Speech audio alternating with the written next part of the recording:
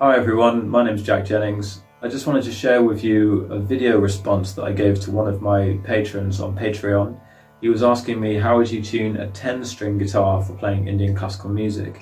So I don't have a 10-string guitar myself that I could really experiment with, but I gave a lot of thought into different methods that could work well for this. So I do eventually go on and talk about a tuning that he could use for a 10-string guitar, which I imagine would be quite effective. But to begin with, I just talk more about the 6-string arrangement and why that's actually so beneficial, and all guitar players can use this tuning system. So I hope you guys enjoy this and find it insightful. It's a rather long answer to not the easiest question in the world, but I hope you guys enjoy watching it, and I'll see you again soon. First of all, I hope that you have maybe a regular guitar as well, because I think that you'll probably find it a bit easier just to get off the ground using the chikari strings that I have with the courses, you know, these high strings tuned to D. You're going to find it a lot easier just to integrate those into your playing if you have a regular 6-string electric guitar. I'm sure you could do some really interesting things with the 10-string guitar, but let me just show you that the reason why it actually works so well on a 6-string guitar is that we don't have any other strings to avoid. So if we play, for example, the 2 chikaris and the open D, and then the fret 7 on the G string, then straight away we can sort of just do a strum, and then I don't tend to strum all the way through the higher strings, like as if you were maybe playing like a D chord. Don't tend to do that, but you could. But it just means that if you're playing regular sort of movements around on the single string, then you can do a lot of things where you accent one of the notes. So instead of just playing, which is fine, you can go.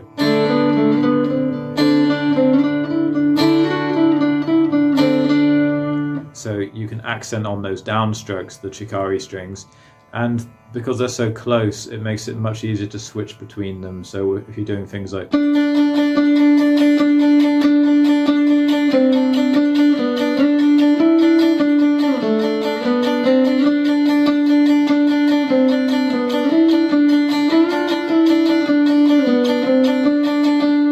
it's so much easier because they're closer together, and you don't have to worry about, you know, maybe hitting the open D string at the same time, or if the strum goes a bit too far and hits the G string, it's all just still sounding good. Because I was looking at, well, I'm still in the process of producing guitars which have got special string arrangements, and I had the idea of putting the chikari strings as sort of separate, you know, 2 strings sort of separate to the main strings on a custom guitar, and I'm still kind of in the process with that. But in the meantime, it was years ago now, I just started putting chikari strings on a regular guitar, just to see how that would work, you know, as a substitute, just in the meantime. And actually I've grown to feel that this is actually the best, because it's so straightforward, and the sitar players that I learned from in their style, they just have that as their low string. So other sitar players in different styles use extra bass strings, but in other styles they don't use extra bass strings. So there's so much material that just fits perfectly onto this setup. So also using lower strings, I think it can sound good on acoustic, but with an electric guitar, when I've done some live performances and using the lower strings, like the low A string and low E string on an electric guitar, it actually doesn't have the same ring.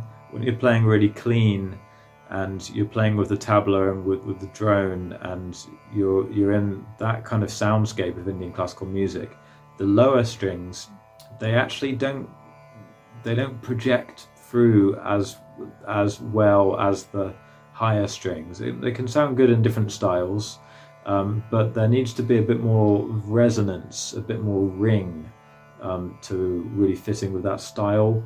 So I found that once I actually got into playing more with Indian classical musicians, you know, live through a PA in a room, which probably wasn't the perfect acoustic, but you realise that actually just the higher strings, you know, sound better. You go much below that, then you're kind of fighting a losing battle really. You don't necessarily need those low strings. On an acoustic guitar, maybe those strings have got a bit more resonance, a bit more ring to them. Anyway, I'm kind of going off track a little bit, but I'm just trying to explain why just the regular setup on a 6-string guitar actually works phenomenally well. So I just thought I'd show you something as well about, here's an acoustic guitar which I've had made, and this one has got 2 chikari strings replacing the low E. So that's kind of like a 12 string where you have the strings in pairs, so there's 2 strings there. So that means that I've got my D string and then I've got an A string as well as the 2 chikari strings. So I thought this would be good because then I've still got an A string, which is kind of nice. But the problem is that when you're playing,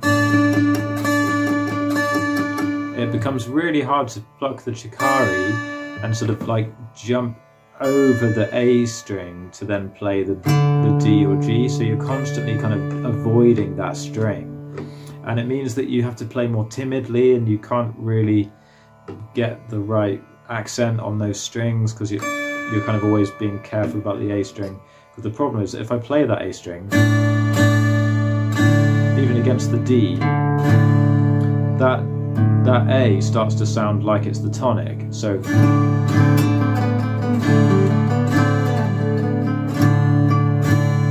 it's just too thick now, that the texture has become too overladen with the low strings. That's taking up too much sonic property. It's taking up too much space now, that low string.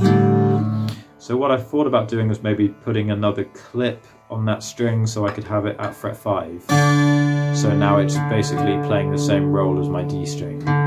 So this is one idea I've had about putting a clip. Like I've got a tiny clip on this string, which actually means that it's going halfway up the neck. It stops there.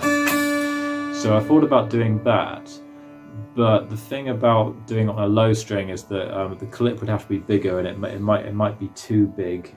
It might be difficult to get that string under there, so that's something to kind of experiment with. It might mean that if you took the clip away, it would be too high, so you'd never get the low notes. And if you're playing here, and you go back to that fret 5 A string, that's just the same as the open D, so you're not even getting any more notes, any more lower register. So that A string has become a little bit redundant really. I mean, it'd be fine if I was just using this for different styles and I wanted to be able to play chords and sort of use that and then still have chikaris as well. So it's okay maybe for something else, but just for the really Indian classical centered way of playing the guitar, just the regular arrangement is much more convenient, way easier to work with, and I don't really feel like I'm actually gaining anything more particularly by trying to use one with an extra A string. So that guitar will be useful for something, but it's actually not proving to be that useful so far, just because the style that you're playing, you just don't really need to access those low notes that often, or at least the trade-off isn't really worth it right now, because it's just much better to be able to play through the chikaris and just sail through them and not have to worry about plucking other strings. So with a 10-string guitar, what I thought of doing is, what I would suggest is, why don't you have 6 strings just like this, standard, and then you've got 4 more strings. So what might be good is if you maybe had the low, because I presume that they're going lower, so you have, it's almost like turning into a baritone guitar rather than anything going higher, and also I presume it's an acoustic guitar. So if you go lower, you could maybe have like a D-A-D, so like a drop D tuning, have that as a sort of low drone that you could occasionally strike and let that ring out.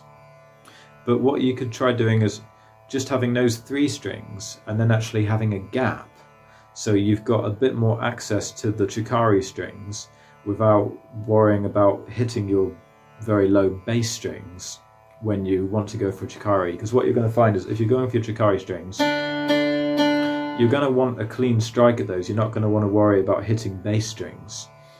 So try a gap of at least one string, or maybe even a gap of two strings. Maybe you could just have a low D and a low A. So that's giving you a drone that would relate to sa and pa, the first and fifth degrees of the scale. So that's what the tempura drone would generally be doing for you in Indian setting. So you'd have those going, and then you'd have a bit of a gap here that would give you a clean shot at those chikari strings. So you could do all of this, and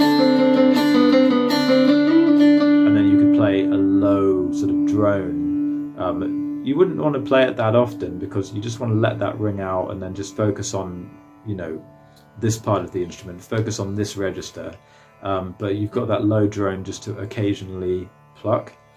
You're going to have to adjust your arm position to make sure that you're not leaning on those strings, but I guess the guitar is ergonomically made, so that's not going to be too much of an issue. So there's a rather long answer, but yeah, I just tend to think about these things and try to make sure that I'm actually giving you advice which is going to combine best of all with what I'm teaching you in the courses, and make sure that all the material that you're learning is actually going to be suitable. Because what I was worried about is if you have your chikari strings kind of all the way up here on a 10-string guitar, then you're going to be playing your chikari strings and then having to travel really far and avoid loads of other strings before you can play the string that you're actually doing your melody on. So yeah, there's a bit of food for thought there. See what you think. Maybe it's a guitar just to try some different things with. Maybe it's not even the best guitar for Indian classical music. Maybe it's better for, I don't know, playing some counterpoint things and using your thumb like one of these classical guitars that's got loads of extra strings, where you can play counterpoint by picking the low strings with your thumb while you're playing melody on the top. So you know, almost using it like pedals on an organ, where you can play a different bass note. Maybe that's something to do with that guitar. I wouldn't be surprised if just the regular 6-string electric is going to be kind of the best thing to do, because it's just more streamlined and a little bit less of potential confusion or potential error with too many strings. But see how that goes. I wouldn't be surprised if just the drone idea of maybe having 2 strings at the bottom for a drone, that might work kind of well. So yeah, best of luck with that, and I hope you enjoy the courses, and yeah, speak to you soon.